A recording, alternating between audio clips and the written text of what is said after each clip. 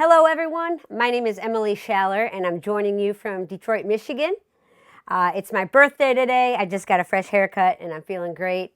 I'm super excited to join you for the Arcturus Rare Disease Day. This is an exciting time for rare diseases, I think, with science and technology and the research going on. I know I've never been more excited, but you might be wondering, who am I? Like I said, I'm Emily. I am turning 42 years old today, and I have cystic fibrosis. I'm an advocate for CF here in Detroit, but I travel around telling my story about the 4 decades that I've lived with CF. I do some advocacy work with state and national legislation for rare diseases and CF specifically. I'm just going to tell you a little bit about my story and experiences of living with CF through the past 4 decades. I can't believe I'm 42 today. And also, I was probably 5 years ago, I went to Washington, D.C. for a march on Capitol Hill. And it was for a Rare Disease Day, actually. I was there for Rare Disease Day with a few other organizations. Friends of mine who are leaders in the CF community were out there, and we were there to share our story about what living with CF was like, but then also talk about the importance of access to care and medications and treatments and science and clinical trials. So as I was doing that, we were shuffling between meetings and meetings between legislators. The excitement was there, but I was also able to meet, dozens, if not hundreds of other people in the rare disease community, not just cystic fibrosis, but other rare diseases. And I think that's when my eyes were really opened and broadened beyond just CF, because like I said, I've been an advocate for so long and so focused on CF. But I do know from personal experience and new medications and treatments for CF that these treatments are opening the doors for other diseases to have the possibilities of science like we have. So that was a really powerful couple days for me to meet with the other rare disease communities, some who I'm still in touch with today. So I'm excited to be here with you guys as you celebrate Rare Disease Day. You're doing a lot of great work, and hopefully when I share my story, it will inspire you to keep going and keep developing more treatments and research for CF and other rare diseases. So I was born with cystic fibrosis. It's genetic, you guys know that. No family history. I have 2 older brothers who do not have CF, but when my mom first held me 42 years ago, she knew something wasn't right. Mothers have this intuition, I think. She didn't know that it would be CF. She just felt as though something wasn't right. So the first few months of my life, I had chronic ear infections, runny noses, upper respiratory infections. And the food and the milk that I was eating and drinking would just go right through me, right? So the first few months of my life, my pediatrician told my parents that I had failure to thrive, which is very common for people with CF, especially my age, because today we have newborn screening and we're able to catch cases of CF very early on, which is great. But for my generation, we didn't have that. So we had to go based off of symptoms. So failure to thrive is what they told my parents I had, which didn't make them feel good because they felt like they were giving me all of the best care that they could. It took another few months until I was 18 months old when I had another incident that set off alarm bells for my pediatrician to have me tested for CF. I was tested prior to that and came back negative, but after the incident, they tested me again for CF at the medical center here just down the road in Detroit, and it was positive for cystic fibrosis.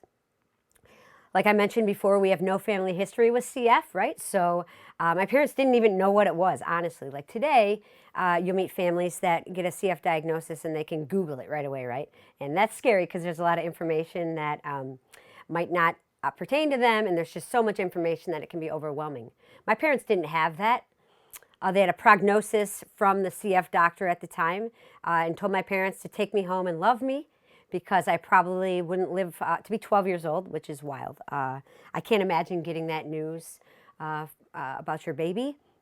So I think my parents felt pretty upset about it. But the more I speak to them, they mention how, yeah, we were upset, but we said we're going to give her a normal life and we're going to treat her no different. And here I am today celebrating a big birthday. I can thank my parents for allowing me to be just like every other kid. When I was diagnosed, there were no treatments. We had enzymes, digestive enzymes, which I'm still on today because that thick and sticky mucus in my pancreas doesn't allow me to absorb all the nutrients and fats and nutrition from the food that I eat. So I take digestive enzymes daily. I started that at a diagnosis. And then also vitamins. That's all we had. My parents also had to do chest PT because cystic fibrosis affects the lungs. The main objective daily for those with CF is to get our lungs clear of mucus, right? Because that mucus can hold on to infection. So my parents had to start doing chest PT on me, where they would lay me down on pillows, prop me up with my feet up, and they would pound my chest and my back and my sides a few times a day to help just loosen any mucus up in there, because that mucus can hold on to bacteria, which cause infection, and that's what we were trying to prevent. So that was my routine up until I was about 12 or 13. Digestive enzymes, vitamins, and chest PT. Also, my parents encouraged me to be active, so I loved basketball and skateboarding and playing football with the boys. So I was a very active kid, and we really think that kept me healthy throughout those years. When I turned about 12 or 13, I started culturing Pseudomonas, which is a bacteria in my lungs, which caused recurring lung infections. To treat those, I needed IV antibiotics routinely. And that was about the time where the research for cystic fibrosis really started to pick up. We identified the gene mutation. We didn't. I'm not a scientist, and I was a kid. But the Delta F508 mutation was discovered for CF in Michigan in 1989, I think. And that was a really exciting time. We were told, like, okay, this is it. CF, we know how to cure it now. We just have to replace that mutation, right? And here we are several years later, and we're still not there.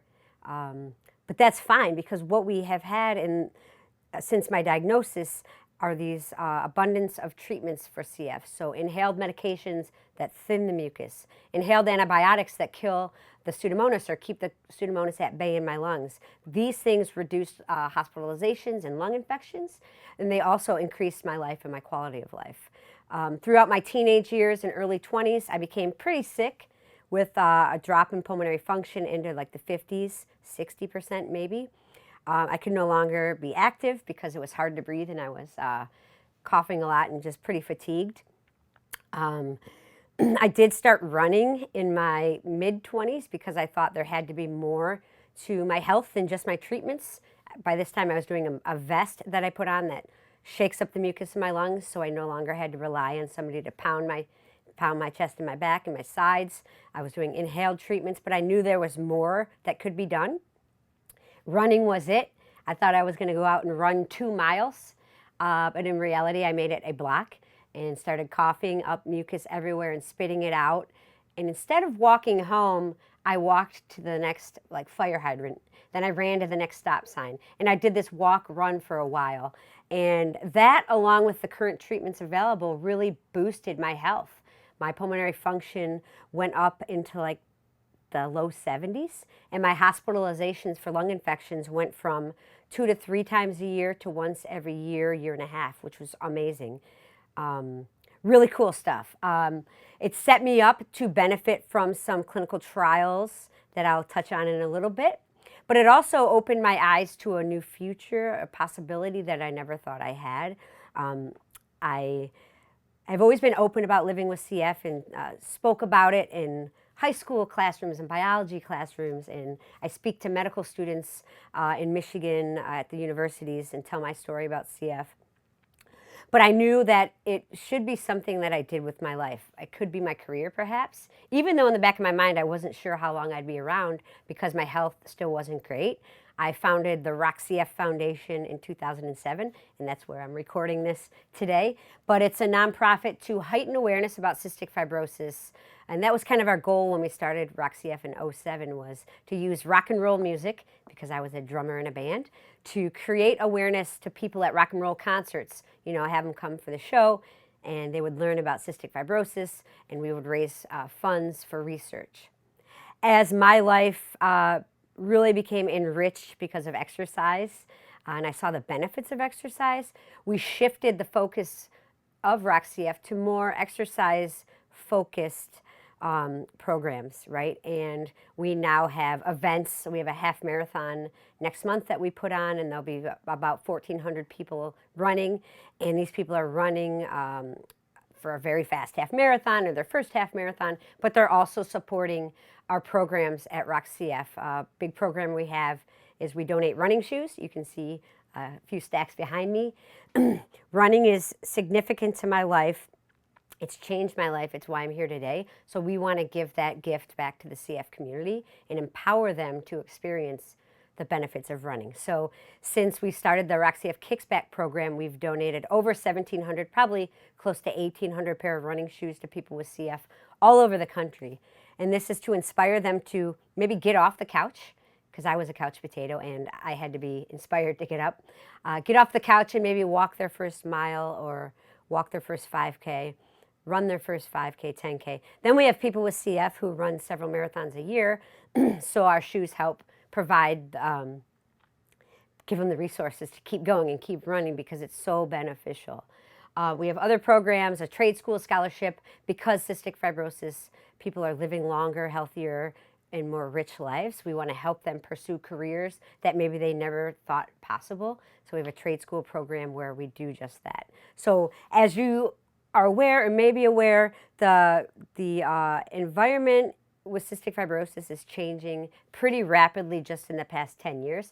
Like I said, the first 30 or so years of my life, we had no treatments, then enzymes, vitamins, inhaled treatments to treat the symptoms.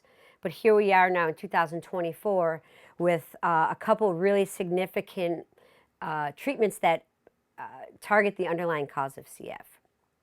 So we're trying to keep up with that ever-changing landscape in the CF community, because patients are now meeting or having new needs that they never thought they would ever come across. And we're trying to get programs and try to give them opportunities and provide them resources to live a full quality of life that they never thought possible because of these new treatments. I'll say these new treatments I've been a part of not the research, but the clinical trial portion for the very first modulator that was approved in 2012. I was in the phase 2 and the phase 3 clinical trial. And I participated in many clinical trials. My parents got me involved at a very young age with the inhaled antibiotic trials, a zinc study, smaller studies here and there, always involved. My parents always got me involved because we knew it would be better for the CF community if I participated, right? Because these trials don't happen without participants, and these drugs don't get to the hands of my friends with CF without somebody stepping in and being a part of the research trial. So about in 2008, 2009, I was asked to participate in this clinical trial for a new treatment that hits the underlying cause. It targets one of my CF mutations, which honestly before that I didn't even know the names of them. Like, we were just treating CF as a whole and not specifically based on mutations. So I was in the phase 2 trial for this drug and on placebo because I never improved. And then phase 3 rolled along for this clinical trial, and within a week, my whole life changed. My symptoms, gosh, it's wild to talk about. My symptoms improved drastically. I've been coughing my entire life. I've been coughing up mucus my entire life.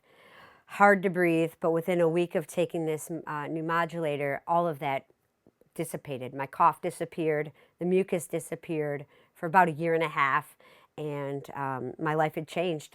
Like somebody flipped a switch on the back of my head and said, this is how you should have been feeling your whole life, but unfortunately you haven't, but here you are. Now, the first few years on the modulator, I still did all of my treatments, and I still currently do every approved treatment that I have for CF. So because of my lung function where it was before, I'm not cured, right? We know modulators are not a cure. Over time, because I still culture Pseudomonas in my lungs, I still require hospitalizations and IV antibiotics for recurring lung infections about 1 to 2 times a year. But my everyday life is better than I ever could have imagined. I have a retirement fund. I have some other savings account that I don't even know. I don't even know what I'm doing, but I'm trying to figure it out so we can help others in the CF community who are now going through this because of additional modulators that have been approved. But I will say this, as somebody who's been on a modulator for over 10 years now, we're not done. We need more treatments. We need better treatments. We need treatments with lessened side effects that some are experiencing in the community. And that's where the work from Arcturus comes in. And the work you guys are doing is extremely exciting. I've been following it for a while. I'm excited for clinical trials to start popping up because you know I want to participate. But it's very important work in the community. We know we're not done yet. A cure would be great one day down the road, but even additional treatments to help us just really enjoy this life that we have would be great. And I know the hard work you've put into research and development, and then hopefully now moving towards clinical trials, and eventually, hopefully, to market is kind of what we're all pushing for and we're all hoping for. I know I could benefit from additional treatments. Most of my friends with CF can say the same. I'm excited about where the research is going. The CF community, I will say this just so you're all aware, the CF community is very aware and involved and in touch of the research that's happening. We know the drug trials, we know what they're for, and I can say we're very excited. So keep doing the hard work you are doing at Arcturus. Keep thinking of the cystic fibrosis community, but also obviously the bigger rare disease community, because there's so many of us out there that are going through something that only a small number of others are going through. So it's nice to have the CF community that I have and I can be a part of, but it's even nicer to have a bigger group of rare disease, the rare disease community as well. So thank you for allowing me to speak today. Thank you for all you're doing. I'm very excited about what's to come. And I might be seeing you guys in person in May for Cystic Fibrosis Awareness Month. So we might come out there, tell you more about my CF journey, take some questions, and just really get to know the Arcturus team because like I said, I'm super excited. Thank you for all you're doing, and thank you for allowing me to be a part of this special day.